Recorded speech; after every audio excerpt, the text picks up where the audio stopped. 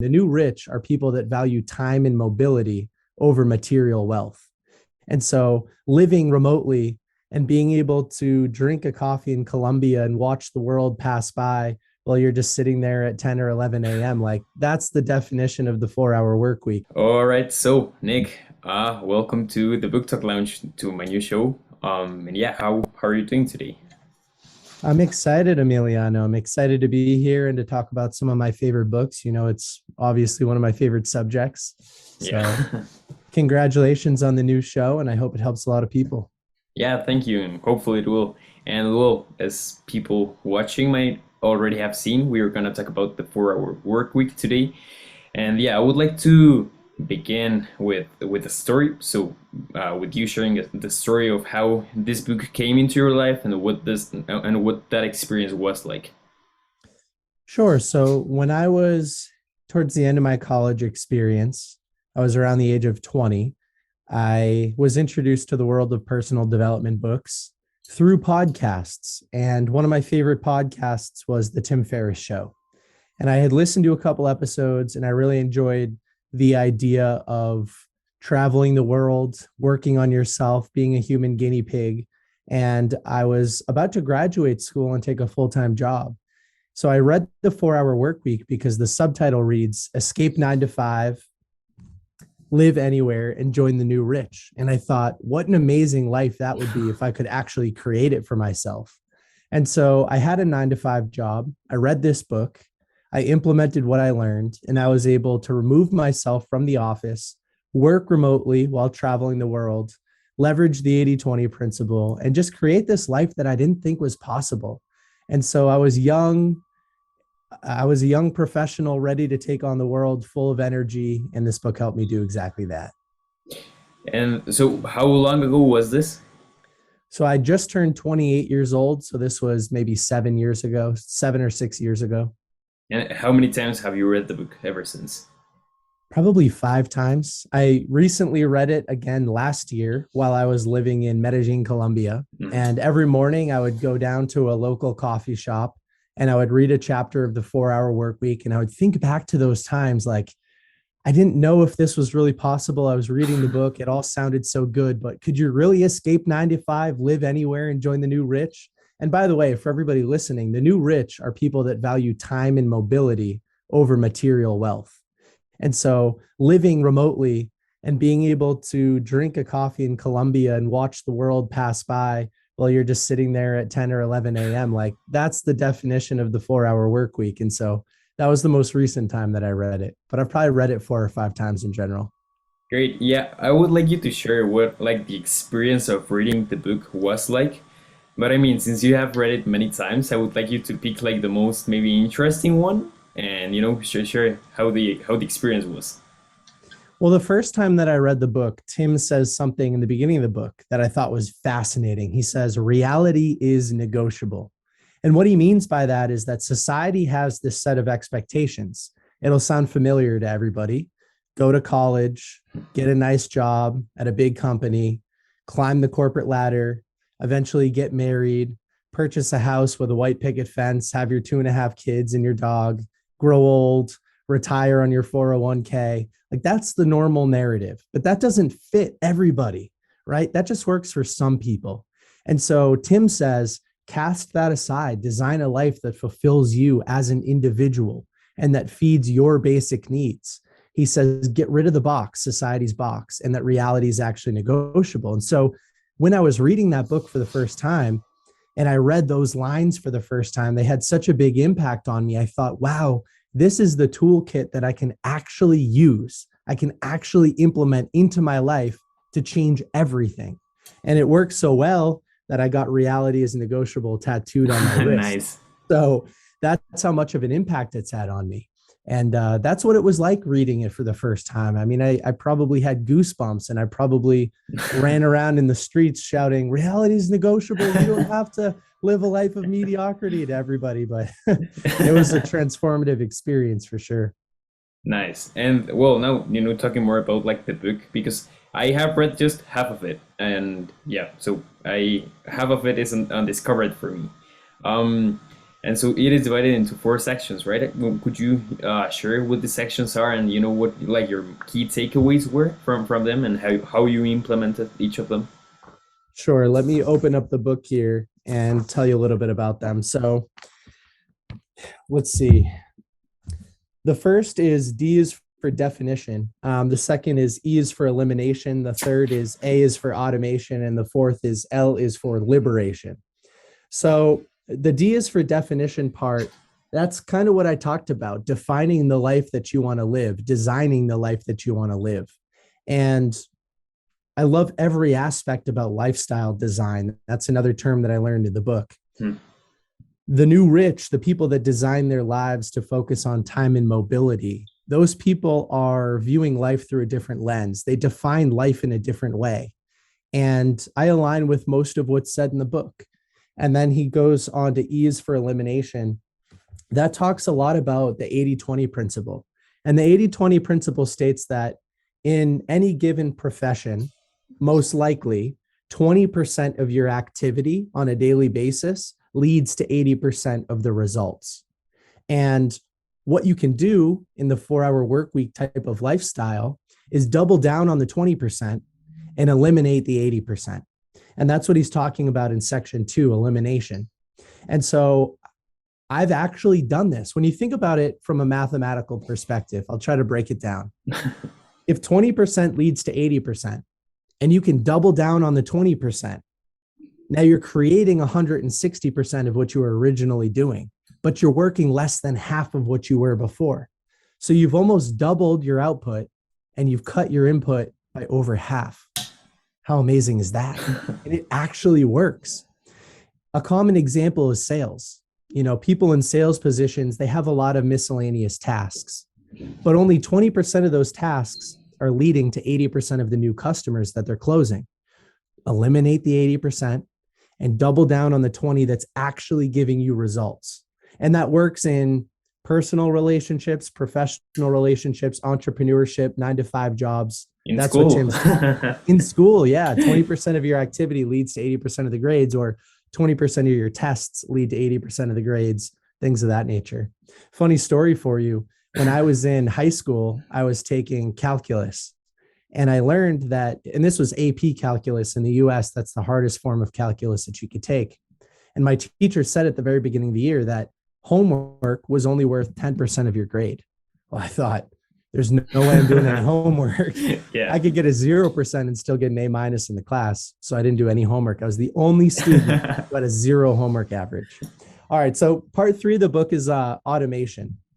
And there are ways to automate things that you would like to eliminate, but can't necessarily eliminate. And so an example of this in the book is email. A lot of people have a lot of email in a corporate setting, and you can't really just eliminate it by not responding, but it doesn't really fit into the 20% that leads to 80% of the success. And so what Tim recommends is hiring a virtual assistant, somebody to go through your email inbox, respond to things that are templated. If somebody asks this and you already have a response, the virtual assistant will respond for you. And then to sort of gather the most important emails for you and delete the rest.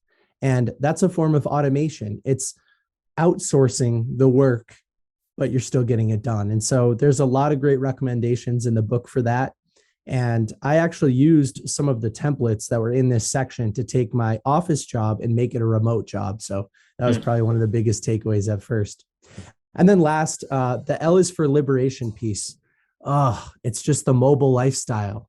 And Tim tells these stories of living in Argentina and working remotely. And I did all of it. I went to Argentina by myself for 5 weeks, and I experienced much of what he's talking about.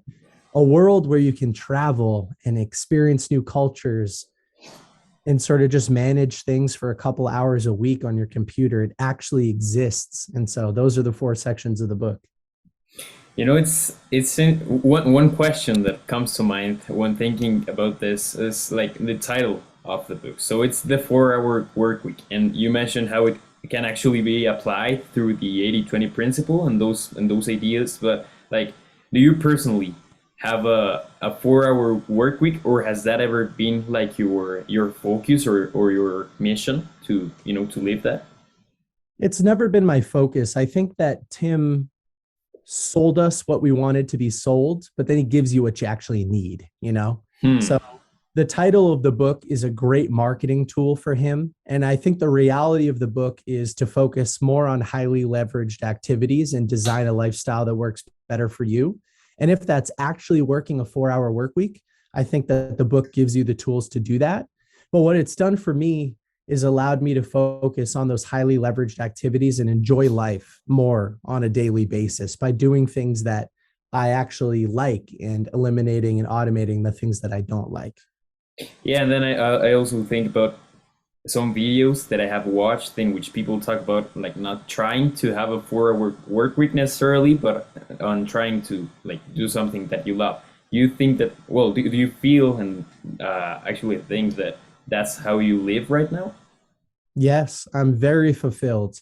And that didn't come just from reading the 4-hour work week. It's come from all of the books that I've read. Mhm. If you're watching this on video, I've got over 1,000 books behind me and I've read over 400 of them cover to cover. And so it's not just the 4-hour work week, but yeah, I'm living a lifestyle that I love. I'm excited to work every single day and it doesn't feel like work. Maybe that's part of the 4-hour work week.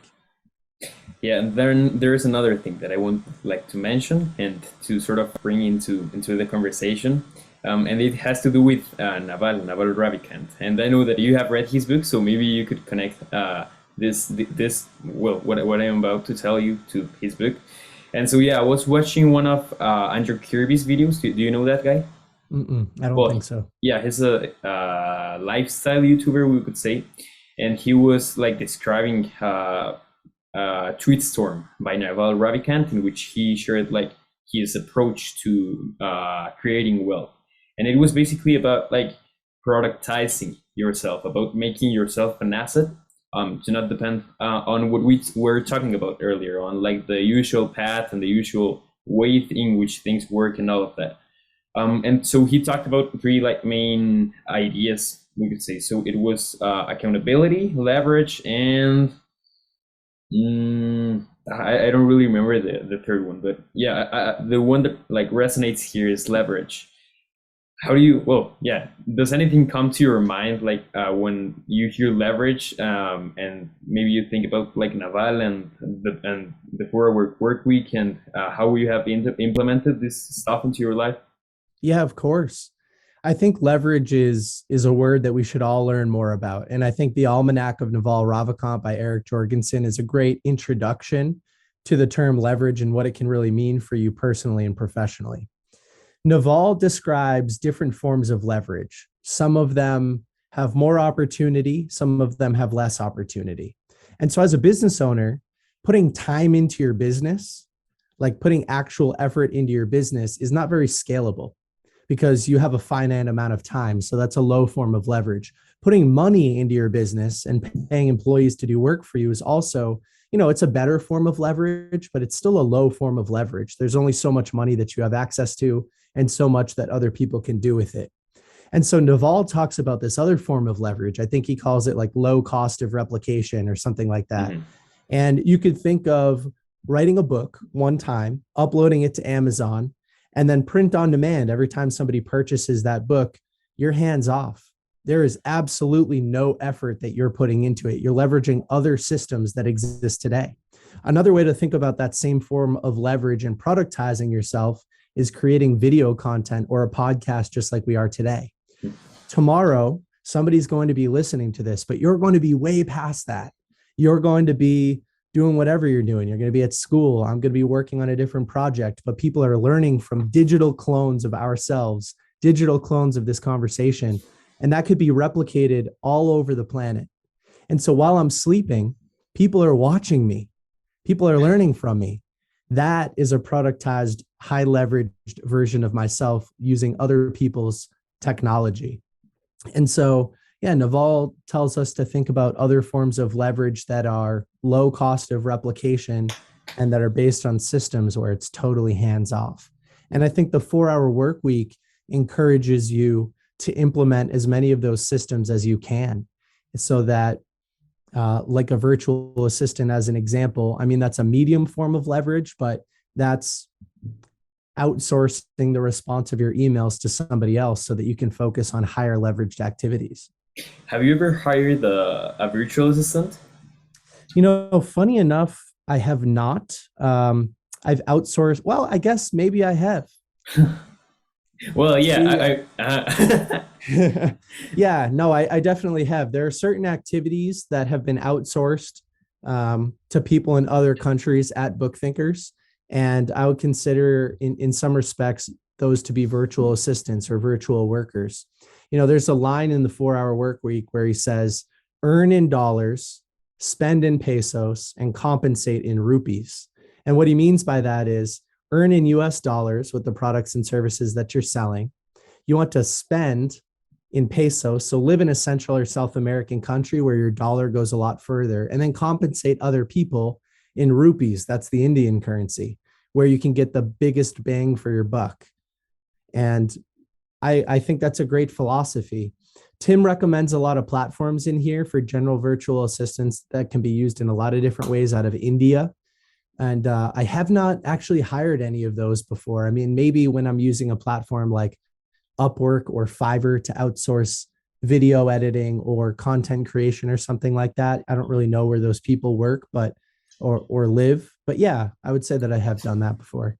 yeah. And well, just fun story for people listening. I used to work for Book Thinkers. It was a year ago. I think that we started working, and yeah, I can tell by experience that like earning in dollars and spending in pesos is like it's just something great, especially if you're young like me, because I mean you aren't spending like, well, you, even if you earn just like $30, that's 600 pesos. And with that, you can, I guess you could go with your family to a cheap restaurant or whatever. But I mean, if you earn multiple times $30, even if that doesn't sound like a lot for US or Canada or people from Europe or whatever, in Mexico or in Latin American countries, or this geographical area of the world, it's like something very nice or very very exciting to do. Just talking about like how you use your money and how you leverage those things. And yeah, that was just something that I wanted to point out. And yeah, so to start like wrapping up with the 4 hour work week, I would like you to, well, firstly, like share what your biggest takeaway was, if it could be called that way, or maybe like the biggest thing that you have implemented. And if you could give like a real life example of that, that would be great. And well, after that, if you could also, just review the book in a couple sentences so that people listening can like have the main idea of it. Well, I'll do both. So I think my biggest takeaway is a combination of things that we've already talked about. I think the beginning of the book, understanding that reality is negotiable, that you can design a life that suits you, that the new rich focus on time and mobility as opposed to material assets, and that life is more fulfilling when you automate, delegate, and eliminate low impact activity, and you just focus on high impact activity.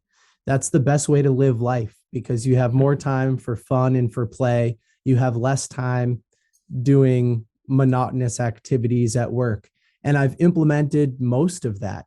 As we talked about, I still have some work to do on the virtual assistant part, but I've created a life for myself where I live internationally over half of the year. And I was just in Mexico last week talking about pesos. Yeah. And I'm doing what I love. And there's an important lesson that Tim talks about sometimes on the podcast, which is that consistency doesn't always come from passion, but passion comes from consistency. And when you're consistently working on highly leveraged activities, you can create passion around it. And that's what happened for me. I didn't always love the book space, as I mentioned at the beginning of today's show, but I do now. I help other people make progress, and I'm only focused on those high impact activities. And I've automated, eliminated, or delegated everything else, which enables me to live sort of a free lifestyle. So this book, it's a little bit outdated now. I think it's over 10 years old, but the principles reign true, and I focus on them all the time. So those are some real life examples of what I've implemented. And another thing that comes to mind is that like outsourcing things, or well, at least from my perspective, outsourcing things that you don't like or that might not seem to have a big impact doesn't mean that the people doing them will not feel fulfilled or enjoy or have a high impact by doing them. Like in my case, I did enjoy editing podcasts for book thinkers and all of that. And maybe that wasn't like that didn't have the highest impact for you, but it did have a higher impact for me. So we could also talk about how impact is relative to. Impact is totally relative. You're right. People often think like there's this thought in the US that if you outsource work, let's just say to India, and you're paying $5 an hour, that somehow you're taking advantage of somebody else. But if the average income expectation is $1 or $2 an hour in the geographical area that you're outsourcing work to for $5 an hour, you might be paying 2 or 3 or 4 or 5 times as much as that person would make locally. So you're giving opportunity, because the United States, for the followers that you have listening in the United States, it's a powerful country, and the currency goes a long way. And I don't have control over foreign currency, but for you, like you talked about before, if I value my per hour time at a specific rate and you value your per hour time at a rate that I'm comfortable outsourcing to, and it's a win-win for both of us, then that's amazing. Impact is totally relative, and you can change people's lives by outsourcing work. So I would encourage everybody to learn a little bit more about it. Yeah, I mean, yeah, but also by experience, and I like that, and that's also what I'm trying to do now that I'm turning the Reader Lounge more into a business than just a blog. And yeah, I like that. Thank you for sharing this stuff. Thank you for sharing the value and for sharing the book. Yeah, you're very welcome. Tim Ferriss is an amazing guy, and I'm happy that he wrote it, and I'm happy that I was able to implement it. Yeah, great.